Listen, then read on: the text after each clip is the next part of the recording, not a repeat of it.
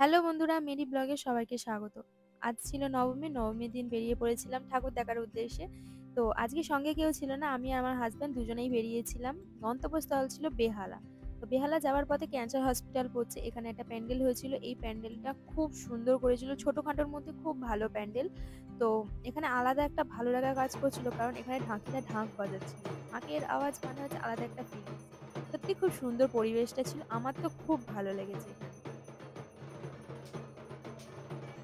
তো এখানে আমি আমার হাসব্যান্ড দুজনে মিলে একটু ভিডিও করছিলাম। যারা দাদাকে দেখবে বলেছিল দেখে নাও। এই হচ্ছে আমার কর্তামশাই, আর এখানে দাঁড়িয়ে কিছু ছবি তুলছিলাম। বাট ছবিগুলো না ভূতের মতো এসেছে, কারণ নিচ থেকে লাইটটা জ্বলছে, মুখে ফোকাস হচ্ছে, আর মুখটা পুরো ভূতের মতো এসেছে। একটু মজা করছিলাম তোমাদের দাদার সাথে। চলো নেক্সট প্যান্ডেলের দিকে যাওয়া যাক। তো এটা হচ্ছে আরো একটা প্যান্ডেল ছোটখাটোর মধ্যেই, বাট এখানে একটা সামনে একটা মশা করেছিল, ডেঙ্গু মশা।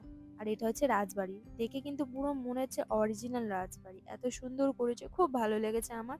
সামনেটা কাদা ছিল বলে ভেতরটা তোমাদের দেখাতে পারলাম না, বাইরে থেকেই একটু ভিডিও করে চলে এসেছি। এগুলো সব ছোট ছোট প্যান্ডেল। আর এই প্যান্ডেলটা কি করেছিল ঠিক বলতে পারবো না, বাট খুব সুন্দর করেছিল, আমার তো খুবই ভালো লেগেছে, ছোটখাটোর মধ্যে খুব ভালো। কালো আর লালের কম্বিনেশনটা খুব সুন্দর ছিল।